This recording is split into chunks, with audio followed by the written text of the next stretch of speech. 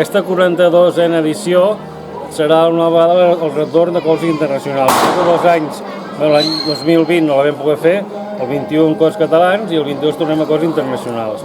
Passa que el tema encara no està del tot resolt perquè els ports encara tenen problemes amb el Covid, hi ha problemes econòmics, el món cada vegada costa més, és més difícil que vinguin corals per temes de visats, temes econòmics, i no és fàcil, però bé, hem aconseguit que la cuna coral, que volíem que fossin corals internacionals de veritat, no d'aquí del nostre voltant, sinó una mica més, ens hem llançat una mica més.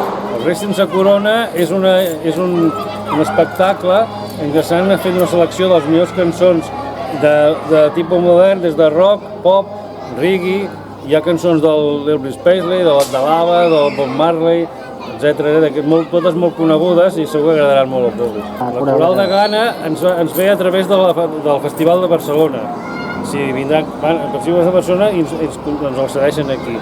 És una coral que sabem poca cosa perquè fins que no han tingut confirmats els visats no han enviat informació, però bueno, sembla que és una coral.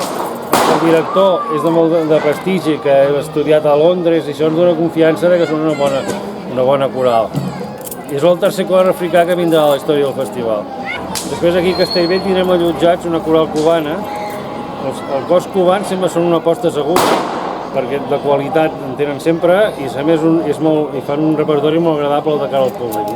Passa que també estan molt malament econòmicament, tenen molts problemes, ja els hi han donat els visats, però el problema econòmic és molt fort per ells i vindran, però amb moltes dificultats. Sí, tenim un plan B, si no els de Gana finalment no poguessin venir, que no està 100% segur que vinguin, vindria una coral d'Euskadi, que és el plan B que tenim ja assegurat també.